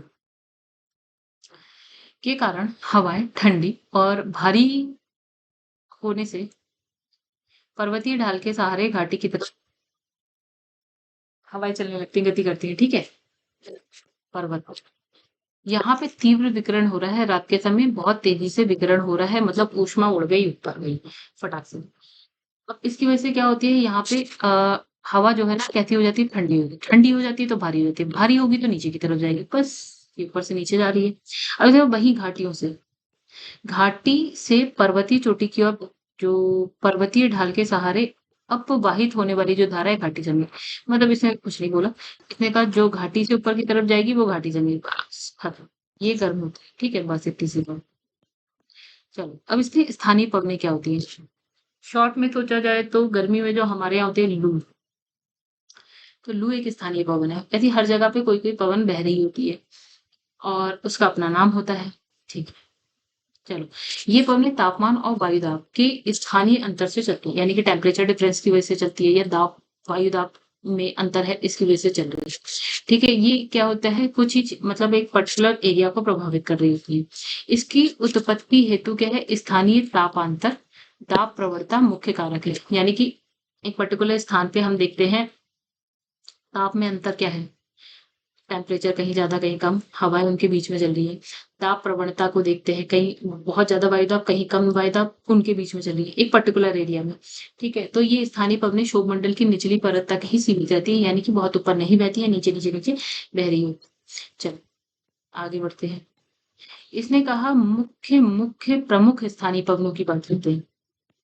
तो इसमें लिखा है गर्म पवनी, जैसे कि पहला ही आ गया, लू आ गया हमारा, ठीक है। लू अति गर्म और शुष्क पवन है, शुष्क मतलब इसमें नमी नहीं है, बारिश नहीं करेगी। ये जो है मई जून के महीने में चल रही है, उत्तरी मैदान में पाकिस्तान में चल रही है। उत्तरी मैदान में मतलब समझिए यही वो राजस्थान वाला उत्तर, ये जो हमारा वेस्ट यूपी वाला साइड है, इधर कहीं चल रही है, ठीक है। और ये मैदान है ना, यहाँ चल रही है, ठीक है? और पाकिस्तान भी हमारा पड़ोसी है वहीं पे, वहाँ पे भी चल रही है। तो इन पवनों की दिशा जो है पश्चिम से पूर्व की तरफ होती है। कैसे चल रही है? इस तरह से चलती है, पश्चिम से पूर्व की तरफ चलती है और इनका टेम्परेचर भाई 40 डिग्री सेल्सियस से 50 डिग्री सेल्सियस है। दिल्ली में अभी हम बैठे हैं, मतलब मैं नोएडा में इस वक़्त हूँ और यहाँ का टेम्परेचर कुछ 40-42 आ चुका है। एक पवन होती है जिसका नाम होता है फ़ोन। क्या नाम है? फ़ोन। अच्छा, ये एल्प्स पर्वतमाला के पवन विमुख ढाल पर नीचे की ओर उतरने वाली तीव्र झोंकेदार शुष्क गर्म स्थानीय पवन को फ़ोन कहते हैं। ये पर्वतमाला है एल्प्स। और कैसे पवन, एक होता है पवन मुखी ढाल होता है, यानी कि अगर पवन ऐसे चल रही है तो ये उसके सामने पवन मुखी, पवन विमुख लिखा है यहाँ पे, यानी कि उसकी ऑपोजिट साइड वाली ढाल, ये वाली ढाल। तो ये कहाँ चल रही है? ऑपोजिट साइड वाली ढाल पे चल रही है, ऐसे चल रही है नीचे की तरफ, एल्प्स पर्वतमाला पर चल रही है। ठीक है? और ये जो थी लू कहाँ चल रही थी भाई? तो भारत का उत्तरी मैदान और पाकिस्तान में, और ये एल्प्स पर्वतमाला पे चल रही है। अच्छा, तो इसका जो टेम्परेचर है 15 डिग्री सेल्सियस से 20 डिग्री सेल्सियस है। भाई अपना तो बहुत ज़्यादा था, 40 से 50, ये तो 15 से 20 वाले को तो हम मानते भी नहीं है, ठीक है? ये गरम-वरम तो कुछ है नहीं ख़ास। मतलब हमें तो नहीं लगती गरम इतनी, तो ठंड ठंड का टाइम है हमारा तो। लेकिन जब हम एल्प्स पर्वतमाला की बात करें गाइस, तो यहाँ पे ठंडा होता है, तो उसके हिसाब से ये गर्म है, ठीक है? तो ये पर्वत के हिम को जो है क्या करती है? पिघला देती है। ठीक है, तो यहाँ पे जो पर्वत में हिम होती है ना, क्या बोलते हैं, बर्फ जमी होती है, इसको पिघलाती है, ठीक है? तो जिससे चारागाह पशुओं के चरने योग्य बन जाता है। मतलब सपोज यहाँ चारागाह है, लेकिन इसमें बर्फ है, भाई पवन चली, बर्फ पिघल गई, अब चारागाह ऊपर आ जाएगा, भाई तुम चर लो पशुओं, ठीक है? जो अंगूर को शीघ्र पकने में क्या करती है? हेल्प करती है। चलो, अब एक हो गई चिनूक, याद रखिएगा इसके सारे इंपॉर्टेंट है। इसने कहा यूएसए और कनाडा में रॉकी पर्वतमाला के पूर्वी ढाल पर नीचे उतरने वाली गर्म पवन है, इसको बोलते हैं चिनूक। जैसे इसने बोला कि ये है आपका नॉर्थ अमेरिका कॉन्टिनेंट, इसको 3 भागों में बाँट दो। ये होता है यूएसए, ऊपर वाला होता है कनाडा। हालाँकि नॉर्थ अमेरिका कॉन्टिनेंट ऐसे नहीं बनता है, कुछ ऐसे बनता।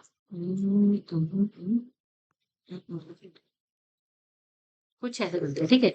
अब बिल्कुल ऐसा भी नहीं बनता, लेकिन कुछ-कुछ तो बना दिया मैंने, ठीक है? तो ये कुछ ऐसे यहाँ पे लाइन खींच दो, ऐसे यहाँ पे लाइन खींच दो। ये होता है आपका कनाडा, ठीक है? ये होता है आपका यूएसए, रॉकीज पर्वतमाला यहाँ पे है, इसका पूर्वी साइड ये वाला है। तो भाई ये पूर्वी साइड पे जब बह रही है, गर्म है ये, ठीक है? अभी इसमें इसका नाम क्या है? चिनूक है। तो चिनूक को स्थानीय भाषा में हिम भक्षक कहते हैं। भक्षक का मतलब खाने वाला, यानी कि ये भी गर्म हवा है, जो रॉकीज पर्वत पे बर्फ होगी उसको ये पिघलाने का काम करेगी, खत्म करने का, भक्षक है, ठीक है? क्योंकि ये समय से क्या है, समय से पूर्व जो है बर्फ बर्फ को क्या कर रही है? पिघला देती। चिनूक पवनें जो है पशुपालन के लिए लाभदायक होती है। भाई फिर वही वाली बात है कि जो चारागाह है जिस पे बर्फ जमी हुई थी, ये पवनें आई, बर्फ को पिघला दी, चारागाह ऊपर, भाई खा लो तुम। आगे बढ़ते हैं। अब ये एक है सिरोको। अच्छा, तो ये गर्म रेत से भरी शुष्क पवन है, गर्म है, रेत से भरी, यानी कुछ रेगिस्तान की बात हो रही। सहारा के रेगिस्तान में है, उत्तर की ओर भूमध्य सागर से होकर ये इटली स्पेन में जा रही है। समझिए, जब आप वर्ल्ड मैप देखेंगे गाइस, जब भी आप ज्योग्राफी पढ़े तो वर्ल्ड मैप अपने साथ रखें। तो देखिए क्या कहानी, ये हो गया आपका नॉर्थ अमेरिका, साउथ अमेरिका, इससे हमें कोई मतलब नहीं। यहाँ पे आता है हमारे पास अफ्रीका महाद्वीप, कुछ इस तरह का बना। उसके ऊपर हमारे पास आते हैं ऐसे कुछ करके आता है, क्या आता है? यूरोप बना हुआ है, ठीक है? इसके उधर की हम बात नहीं करेंगे, एशिया आता है। यहाँ पे है अफ्रीका महाद्वीप, ठीक है? और अब गई, अब मैं बताती हूँ आपको कहानी क्या है। कलर कहाँ है भाई? कलर कहाँ? ये रहा कलर। ओके। हम्म, तो गाइज यहाँ पे आपको पानी दिख रहा है, ये है भूमध्य सागर, ठीक है? इतना दिख। अब ना कलर, तो अब कहानी कुछ ऐसी है कि जो ये हम सिरोको की बात करें, यहाँ पे है सहारा, सहारा मरुस्थल। यहाँ पे भाई, यहाँ पे हमारे पास क्या है ना, ये यहाँ पे है हमारे पास स्पेन है, यहाँ पे हमारे पास इटली है, ऐसा मान लेते हैं। तो ये जो हवाएं चल रही है ना, ये सहारा से गर्मी धूल लेके कहाँ पहुंच रही है? भूमध्य सागर को पार करके इटली में, भूमध्य सागर को पार करके स्पेन में पहुंच रही है। यही फ्लैट। ओके, तो इटली में इसका नाम क्या है? सिरोको है, मिस्र में इसका नाम है खमसिन। जब अफ्रीका महाद्वीप आप बनाते हैं तो यहीं पे आपको मिस्र मिलता है, भूमध्य सागर मिलता है, यहाँ पे इटली मिलता है यूरोप में, ठीक है, और यहाँ पे स्पेन मिल रहा है। तो इसने कहा कि इटली में इसका नाम है सिरोको, मिस्र में इसको हम बोलते हैं खमसिन, लीबिया में इसको बोलते हैं लीबिया गिबली, ठीक है, और ट्यूनीशिया ट्यूनीशिया में इसको हम बोलते हैं चिली, ठीक है। तो वर्ल्ड मैप देखिए, लीबिया ट्यूनीशिया कहाँ पे है, वहां पे आप समझ जाएंगे, ठीक है। चलो, अब आगे इससे क्या होता है, होने वाली जो वर्षा है उसको हम रक्त वर्षा बोलते हैं, ठीक है।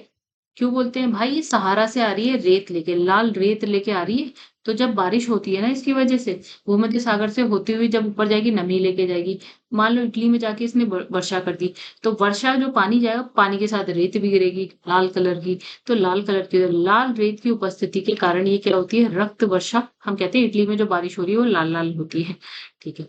तो इसका वनस्पतियों, कृषि और फलों के बागों पर इसका अच्छा प्रभाव नहीं पड़ता, विनाशकारी प्रभाव पड़ता है। और रेत के साथ गिरेगी तो भाई अच्छी तो होगी, क्योंकि ये इससे क्या होता है, फूल झड़ जाते हैं, ठीक है, ये बेकार, पानी बेकार, ठीक है। अब एक हो गया ब्लैक रोलर, ठीक है। अब इसमें लिखा है ये उत्तर अमेरिका के विशाल मैदान में चलने वाली गर्म शुष्क पवने, उत्तर अमेरिका कॉन्टिनेंट की बात कर रहे हैं। फिर हम हर मट्टन, ठीक है, समझ गया इसका हर मट्टन, ओके। तो इसमें लिखा है ये सहारा रेगिस्तान में उत्तर पूर्वी और पूर्वी दिशा, उत्तर पूर्व और पूर्वी दिशा, उत्तर पूर्व पूर्वी दिशा से पश्चिम दिशा में चलने वाली गर्म है और शुष्क पवन है। कहाँ पे, सहारा मरुस्थल रेगिस्तान की बात हो रही है, ठीक है, अफ्रीका में।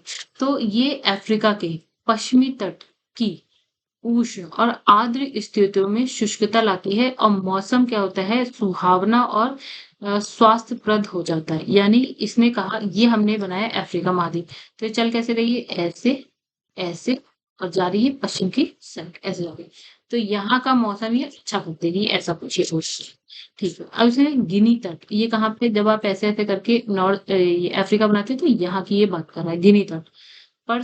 इसे क्या बोलते हैं, अब भैया ये स्वास्थ्यप्रद है भाई, सुहावना अच्छी हवा है, तो ये क्या है, डॉक्टर पवन के नाम से जानी जाएगी, मतलब अच्छा अच्छा है तो डॉक्टर। स्वास्थ्यप्रद है, स्वास्थ्य, वैसे ही डॉक्टर को आप याद रखें। तो इसी तरह की उष्ण और शुष्क हवा ऑस्ट्रेलिया के विक्टोरिया प्रांत में ब्रिक फील्ड कही जाती है, मतलब इसी तरह की एक हवा ऑस्ट्रेलिया में विक्टोरिया प्रांत में भी चलती है, इसको हम बोलते हैं ब्रिक फील्ड, क्या, ब्रिक फील्ड है। अच्छा, इसके अलावा है नॉर्वेस्टर। अच्छा, ये न्यूजीलैंड में चलने वाली शुष्क गर्म हवाएं, सारी शुष्क और गर्म है भाई, ठीक है। न्यूजीलैंड कहाँ है, जब आप ऐसे करके देखते हैं ऑस्ट्रेलिया बना है, उसके इधर इधर इधर आपको न्यूजीलैंड दिख जाएगा ये, ठीक है। अच्छा, इसके बाद हम ठंडी पवनों की बात कर रहे हैं। तो ठंडी पवन में सबसे पहले इसने बात करी मिस्ट्रल की, किसकी बात कर रहा है गाइस, मिस्ट्रल की। देखिए, मिस्ट्रल पवन एल्प्स पर्वत पर उत्पन्न होती है फ्रांस में, रोन नदी की घाटी में से होकर भूमध्य सागर की ओर चलती है, मुख्यतः रोन डेल्टा और क्या है, लायंस की खाड़ी में चलती है, ठीक है।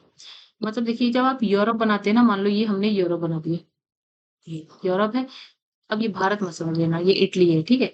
तो यहाँ पे है आपका ये अफ्रीका महाद्वीप है, ये आपका ऊपर वाला यूरोप है, यहाँ पे कहीं फ्रांस है, फ्रांस से एक नदी ऐसे ऐसे ऐसे करके भूमध्य सागर में गिर रही है, ठीक है।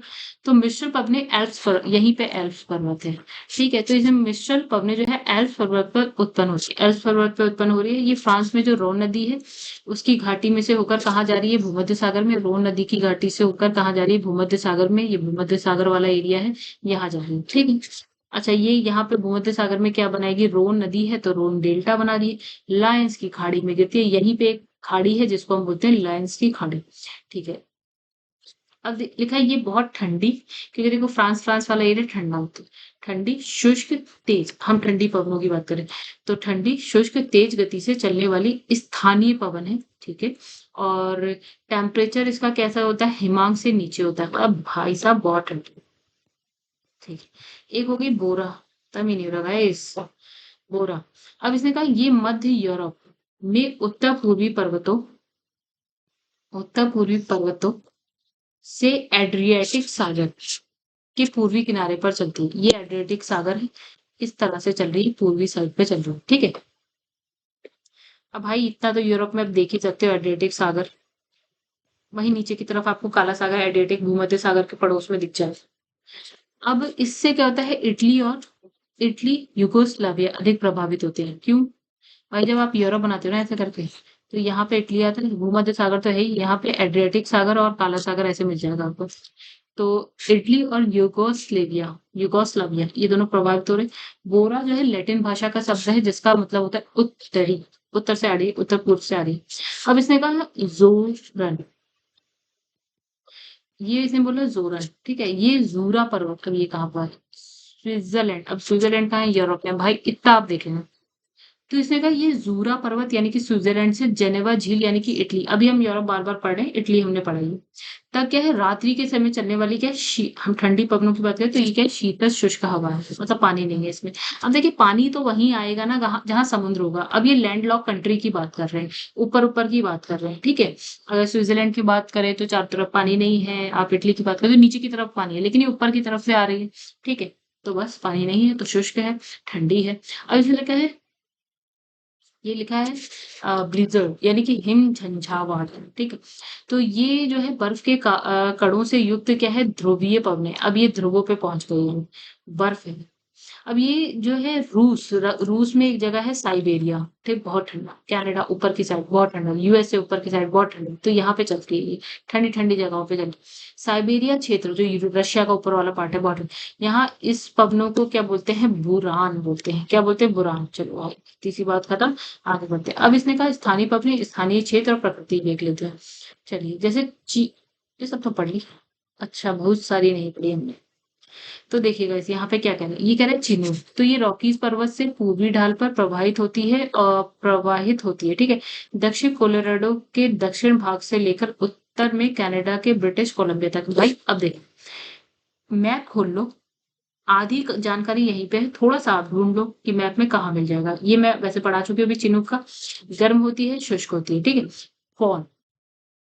एल्प पर्वत के उत्तरी ढाल पर प्रवाहित, स्विट्जरलैंड को सबसे ज्यादा प्रभावित कर रही है, यानी कि यूरोप में मिल रही है ये। गर्म है, शुष्क है। फिर सुरको की बात करते हैं, तो सहारा रेगिस्तान के भूमध्य सागर के बीच प्रवाहित, मिस्र, लीबिया, ट्यूनीशिया, इटली, स्पेन, इन सबको प्रभावित करे, गर्म, शुष्क और रेतीली है। ये भी हम अभी पढ़ चुके हैं। ये नहीं पढ़ी है, ब्लैक रोलर नहीं पढ़ी है, ठीक है। बाकी स्टार्टिंग की तो ये पढ़ ली थी अभी। तो ब्लैक रोलर की बात करें तो नॉर्थ अमेरिका के मैदानों में चल रही है, गर्म और शुष्क है, ठीक है। फिर है यामो, जापान में चल रही है और ये गर्म और शुष्क है, ठीक है। फिर आपका है, ये भी नहीं पढ़ी थी हमने, ये भी नहीं पढ़ी थी, अब पढ़ी। फिर टेम्पोरल, ये भी इंपॉर्टेंट है, मध्य अमेरिका में चलती है, ये मानसूनी स्थानीय पवन है या हवा है, ठीक है। टेम्पोरल इंपॉर्टेंट है। सिमू बहुत इंपॉर्टेंट, ठीक है, अरब रेगिस्तान में चल रही है, ठीक है। ये भी गर्म शुष्क है। अब इसमें सामुन, ये ईरान में चल रही है, ठीक है। ईरान में चल रही, गर्म और शुष्क है। यह शामल, ठीक है। मेसोपोटामिया, फारस की खाड़ी, यहीं पे अरब वाली साइड पे मिलेगी, ठीक है। गर्म शुष्क और रेतीली है। हबूब, हबूब कहाँ मिलेगी? उत्तरी सूडान में मिलेगी, ओके। तो सूडान कहाँ मिलता है भाई? सूडान आपको मिलता है अफ्रीका महाद्वीप में, ठीक है। तो ये धूल भरी हवा है। तो इसमें लिखा है काराबुरान, मध्य एशिया के तारिम बेसिन में चल रही है धूल भरी आंधी। तो ये है हर मट्टन, राइट। ये हम पढ़ चुके हैं, सारा रेगिस्तान में प्रवाहित हो रही है, गर्म शुष्क है। तो ये है ब्रिक फील्ड, ये भी हमने देखा क्या है, विक्टोरिया प्रांत ऑस्ट्रेलिया में, जो हमने कहा बिल्कुल ही सेम टू सेम ऑस्ट्रेलिया में चलती है, विक्टोरिया प्रांत में, ये गर्म और शुष्क है। फिर नॉर्थ वेस्टर्न जो है आपका उत्तरी कहाँ पे, न्यूजीलैंड में चल रही है, ठीक है, गर्म है, शुष्क है। लू हमारे भारत में चलती है, पाकिस्तान में चलती है, गर्म और शुष्क है। फिर शांता आना, कैलिफोर्निया इंपॉर्टेंट है, ठीक है। कैलिफोर्निया कहाँ पे है? यूएसए में है, यहाँ पे चलती है, गर्म और शुष्क है ये। भाई इतना आप देख सकते हैं मैप में, जब आप ऐसे करके बनाएंगे, यूएसए यहाँ बीच में पड़ता है, यहाँ पे आपको कैलिफोर्निया कहीं देखने को मिल जाएगा, देख लीजिएगा, ठीक है। उसके बाद खमसिन जो है मिस्र में प्रवाहित होती है, और ये वही वाली खमसिन हमने जो पढ़ी थी, ठीक है। ये भी गर्म है, शुष्क है। उसके बाद जोंडा, जोंडा नहीं पढ़ी थी हमने, एंडीज पर्वत का है, साउथ अमेरिका कॉन्टिनेंट यानी कि दक्षिण अमेरिका कॉन्टिनेंट के मैदानी भागों में चल रही है ये, ठीक है। इसे शीत फॉन भी कहते हैं, फॉन, फॉन, फॉन, ये नहीं फॉन, ठीक है, भी कहते हैं। अच्छा, इसमें लिखा है अर्जेंटीना और उरुग्वे सर्वाधिक प्रभावित होते हैं। अब ये अर्जेंटीना, उरुग्वे कहाँ मिलेगा? जब आप ऐसे करके बनाते हैं, क्या बोलते हैं, साउथ अमेरिका कॉन्टिनेंट यानी कि दक्षिण अमेरिका महाद्वीप बनाते हैं, तो आपको ये कहीं यहाँ मिल जाएगा। ठीक है? यहाँ मिल जाएगा आपको। ये दोनों जगह, ये भी गर्म और शुष्क है। ठीक है, आगे बढ़ते हैं। थक गई मैं तो। अब देखो ठंडी पवनें पड़ते हैं। मिस्ट्रल आपने पढ़ ली। रोल नदी से भूमध्य सागर तक प्रवाहित होती है, ठंडी ध्रुवीय हवा है ये। स्पेन फ्रांस को सबसे ज्यादा प्रभावित करती है। ठीक है, हम पढ़ चुके हैं। बोरा भी पढ़ चुके। एड्रियाटिक सागर के पूर्वी तट पर प्रवाहित होती है, नहीं तो ऊपर पढ़ लो। इससे इटली और यूगोस्लाविया सबसे ज्यादा प्रभावित हो रहा है, ठंडी शुष्क। ब्लिजर्ड भी पढ़ लिया हमने। ब्लिजर्ड कहाँ पे? साइबेरिया क्षेत्र, यूएसए, कनाडा का जो उत्तर वाला साइड है, जहाँ बहुत ठंड ठंड शुष्क हवा है। फिर है, ये नहीं पढ़ी थी हमने, नॉर्टे। नॉर्टे यूएसए के दक्षिणी क्षेत्र और मेक्सिको में पाई जाती है। जब आप नॉर्थ अमेरिका कॉन्टिनेंट बनाते हैं तो बीच में होता है यूएसए, यहाँ पे कनाडा आता है और यहाँ पे आता है मेक्सिको। ठीक है, तो यहाँ पे कहीं चल रही है इन दोनों के बीच। नॉर्टे ठंडी ध्रुवीय। ठीक है, अब इसने कहा, यहाँ पे लिखा है पैम्पेरो। तो ये अर्जेंटीना, उरुग्वे, ये कहाँ मिलेगा? जब आप साउथ अमेरिका कॉन्टिनेंट बनाते हैं यानी कि दक्षिण अमेरिका बनाते हैं, तो यहाँ पे आपको मिल जाएगा। ठीक है, तो ये भी ठंडी ध्रुवीय है। इसमें लिखा है ग्रेगाले। ग्रेगाले दक्षिण यूरोप के भूमध्य सागरीय क्षेत्र में। तो भाई जब आप यूरोप बनाते हैं, यहाँ यूरोप बनाते हैं, नीचे अफ्रीका बनाते हैं। ठीक है, ये यूरोप बनता है, ये है भूमध्य सागर, तो यहाँ पे मिलेगी ये पवन। कैसी है भाई? कैसी है? कैसी है? कैसी? कहाँ गया? हाँ, तो ये क्या है? ठंडी हवा। ये है आपकी जोरन की बात करते हैं, तो जूरा पर्वत स्विट्जरलैंड में, स्विट्जरलैंड आपको मिलेगा यूरोप में। ठीक है, ये ठंडी शुष्क हवा है। यहाँ पे पापागाओ, पापागाओ मेक्सिको के तट पे, मेक्सिको आपको पता है नॉर्थ अमेरिका कॉन्टिनेंट में, यूएसए के नीचे है, ठंडी शुष्क हवा चल रही है। इसमें लिखा है दक्षिणी ब्रस्टर, यानी कि न्यू साउथ वेल्स ऑस्ट्रेलिया में मिलेगा आपको। न्यू साउथ वेल्स, आप जब ऑस्ट्रेलिया छोटा सा ही है, ठीक है, वहां पे आराम से मिल जाएगा आपको। ये ठंडी और शुष्क हवा है यहाँ पे। ठीक है, इसके बाद है वाइज। ठीक है, ये फ्रांस में मिलता है, फ्रांस आपको मिलता है यूरोप में, और ये ठंडी और शुष्क हवा है। उसके बाद है लेवांस्टर, ये दक्षिणी स्पेन और फ्रांस में मिलता है। फिर वही वाली बात, दक्षिणी स्पेन और फ्रांस कहाँ पे? यूरोप में है। ये भी शुष्क और ठंडी, मतलब ठंडी और शुष्क हवा। चलो आगे बढ़ते हैं, अब क्वेश्चन आंसर पे आगे जाएगा हम लोग। कितने क्वेश्चन है? तो बहुत सारे। चलो चलो, आगे। ठीक है, अब पहला क्वेश्चन। इसने कहा निम्नलिखित में से कौन सा युग्म सुमेलित नहीं है, यानी कि गलत है। हम्म, हम्म, इसमें लिखा फॉन एल्प्स पर्वत पे। ठीक है, ये सही है। जगह था फॉन, जो हवा है वो फॉन, एक तो गर्म हवा थी, समीर की, मतलब ये। ठीक है, ये एल्प्स पर्वत पे चल रही थी, बिल्कुल सही बात है। यूरोप पे चल रही है। बोरा जो है पोलैंड में चल रही है, ये भी सही है। मिस्र जो है राइन घाटी में चल रही है, ये गलत है हमारी। खमसिन मिस्र की सही है बिल्कुल। तो गाइस, अब जैसे मिस्टर की बात हो रही है, किसकी बात है? मिस्टर। देखिए, मिस्टर, ये क्या है? राइन नदी भूमध्य सागर में प्रवाहित हो रही है। ठीक है, और ये क्या कह रहा है? मिस्ट्रल राइन घाटी।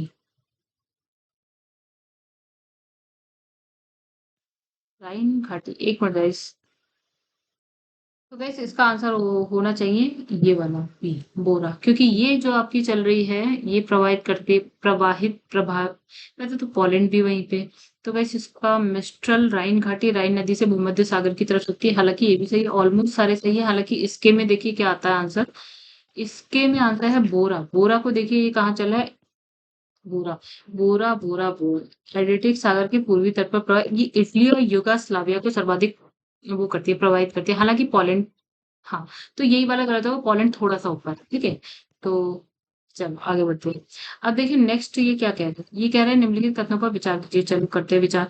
इसने कहा कि सागरों के ऊपर लगभग 30 से 35 डिग्री उत्तर और दक्षिणी अक्षांश पर विद्यमान दो कटिबंध में से प्रत्येक अश्व अक्षांश कहलाता है। इसने एक ये बात कही। तो इसने कहा क्या दोनों ही अक्षांश कहलाते हैं? अक्षांश वही वाला था जहां पे हम घोड़ों को गिरा दे रहे थे भाई। क्यों? क्योंकि मौसम शांत था, नाव आगे नहीं बढ़ पा रही थी। ठीक है, इसे अक्षांश जो है निम्न वायुदाब कटिबंध है, ये हाई प्रेशर। तो दूसरा वाला तो गलत है, पहला वाला सही। अब इधर दोनों गोलार्ध, दोनों गोलार्धों के 60 से लेकर 65 अक्षांश में उच्च दाब की बजाय निम्न दाब पेटियां होती हैं। ठीक है, 60 से 65 वाले पे आते हैं। तो यहाँ एक, दो, यहाँ था हमारा लो प्रेशर, फिर था हाई प्रेशर और लो प्रेशर। ठीक है, तो ये क्या कह रहा है कि यहाँ पे निम्न वायुदाब पेटी होती है। चलो पहली बात तो सही हो गई। ठीक है, दूसरे से निम्न दाब क्षेत्र भूमि पर नहीं बल्कि महासागर पर स्थायी होता है भाई। तो इसने कहा ये वाली बात गलत है। ये वाली बात पूरी तरह से गलत है। ए सही है, आर गलत, मतलब ए सही है और आर जो है गलत है। चलो आगे बढ़ते हैं। इसने कहा यूएसए के मध्य मैदानों पर चिनूक हवाओं का क्या प्रभाव पड़ता है? ओके, तो चिनूक हवाएं क्या कर रही हैं? जाड़े के तापमान जाड़े का तापमान बढ़ा देती है, ठंड पड़ रही है। चिनूक हवा कैसी होती है? गर्म होती है। तो ये क्या करती है, यहाँ पे अगर टेम्परेचर जो है ठंड में कितना है, मान लेते हैं 10 डिग्री, तो चिनूक हवा गर्म होती है, तो उसको मतलब जो भी है टेम्परेचर बढ़ाने का काम कर रही है। मतलब ये तो मैंने एग्जाम्पल लिया था। विश्व के किस समुद्री क्षेत्र में लंबी चालीसा पवनें चलती है? वही हमने कहा था, चालीसा पवनें कौन सी चली? पछुआ पवनों को हम बोल रहे हैं दक्षिणी गोलार्ध में। ठीक है, चालीसा पचासा साठा वाली हिसाब किताब। ठीक है, अब ये चल रही है दक्षिणी गोलार्ध में। और किस महासागर में, किस समुद्री क्षेत्र में चल रही है भाई? तो ये चल रही है हमारी हिंद महासागर में। वैसे करके पृथ्वी बनाते हो, ऐसे बनाते हो, ये भारत हो गया, ये हिंद महासागर है, तो ये ऑस्ट्रेलिया, तो यहीं पे कहानी चल रही है। ठीक है, तो ये हिंद महासागर। तो अब इसने लगा पवनों का मौसमी उत्क्रमण किसका अ, प्रारूपी अभिलक्षण है? तो इसने कहा मानसूनी जलवायु का। ओके, आगे देखिए, निम्नलिखित में विचार कीजिए, स्थानीय वायु और संबंधित देश। तो सिरोको कहाँ की वायु है? अच्छा, इसने कहा कि इसमें से कौन सा गलत है ये बताना। ठीक है, इसने लिखा है सिरोको क्या फ्रांस में बह रही है? 7th question. तो सिरोको फ्रांस में बहती है, सही है। बोरा अ, इटली को प्रभावित करती है। कौन सा सही नहीं है ये बताना है। ठीक है, फिर से देखिए, सिरोको सिरोको आपकी फ्रांस की है, पहला गलत। ठीक है, सॉरी, सिरोको फ्रांस की नहीं है। तो ओ ठीक है। ये इटली को, और ये ब्लिजर्ड, हाँ बिल्कुल, कनाडा को, साइबेरिया कनाडा और यूएसए को करती। पहला वाला गलत, सिरोको गलत। ठीक है, सिरोको की कहानी की है। तो सिरोको का उसने क्या लिखा है? फ्रांस लिखा है। ठीक है, यहाँ पे देखिए सिरोको क्या लिखा है? मिस्र, लीबिया, ट्यूनीशिया, इटली, स्पेन लिखा है। ठीक है, और इसने क्या लिखा है? फ्रांस, जो कि गलत है। आगे बढ़ो। निम्न स्थानों में से किस एक में क्या है? रुधिर वर्षा होती है। ठीक है, कैसे रुधिर मतलब रक्त वाली लाल वर्षा कहाँ पे हो रही थी? हम देख रहे थे इटली में हो रही थी। ठीक है, इन तो इसका आंसर है इटली। अब इसने कहा दक्षिणी गोलार्ध में पवन के बाईं और विचलन का क्या कारण है? दक्षिणी गोलार्ध में पवन के बाईं यानी कि अपनी लेफ्ट साइड में विचलन का क्या कारण है? तापमान, चुंबकीय क्षेत्र, पृथ्वी का घूर्णन या दाब? ठीक है, तो गाइस हम क्या देख रहे थे कि कोरियोलिस फोर्स यानी कि बल जो है वो किस वजह से लग रहा था? पृथ्वी अपने अक्ष पे घूम रही है, पृथ्वी का घूर्णन। फिर इसने लिखा है 10th क्वेश्चन है। इसने कहा इस सूची 1 सूची 2 मिलाओ भाई। तो इसने कहा फॉन, अच्छा फॉन कहाँ पे चलती है ये बोल रहा है। तो फॉन चलती है फॉन कहाँ चलती है? तो ये एल्प्स पर्वत पे चलती है, यूरोप में। अच्छा, सिमू कहाँ चलती है? सिमुक सांताना कहाँ पे हमने पढ़ा था गाइस? सांताना अर्जेंटीना में पढ़ा था। जोंडा हमने पढ़ा था कैलिफोर्निया में, यूएसए कैलिफोर्निया। तो सिमुक बची जो है कुर्दिस्तान की कहानी। ठीक है, चलो, वायु दाब सबसे कम होता है शीत ऋतु में, बसंत में, शरद में या फिर ग्रीष्म ऋतु में? तो गई वायु दाब वहां पे कम होगा जब गर्मी बहुत ज्यादा होगी। गर्मी बहुत ज्यादा होगी, हवा जो है गर्म हो जाएगी, हल्की हो जाएगी, ऊपर चली जाएगी, तो नीचे दाब हो जाएगा कम। तो भाई हवा गर्म करने के लिए आपको गर्मी चाहिए, तो ग्रीष्म ऋतु। कहानी खत्म हो गई गाइस, यानी कि ये चैप्टर हो गया खत्म। अगर आप लोगों को पसंद आया हो चैप्टर तो प्लीज वीडियो को लाइक करिएगा, चैनल को अभी तक सब्सक्राइब नहीं किया है तो कर लीजिएगा। नेक्स्ट जो हम पढ़ेंगे वो है चैप्टर नंबर 36 जो है वक्ताग्र चक्रवात गति चक्रवात। बहुत मजा आएगा। मतलब अगर आप लोग को ये सब कठिन लगता है तो आपको आसान लगने लगेगा, और कुछ नहीं। चलिए गाइस, फिलहाल के लिए वीडियो को यहीं पे एंड करते हैं। आपसे मिलेंगे नेक्स्ट वीडियो में, तब तक के लिए धन्यवाद। और प्लीज अगर आप लोगों को अच्छा लगता है चैनल को सब्सक्राइब जरूर करिएगा, अपने दोस्तों को बताइएगा। अगर कोई पढ़ना चाहता है तो घटना चक्र पढ़ना चाहते हो तो चैनल की प्लेलिस्ट में जाइएगा, सब कुछ मिलेगा।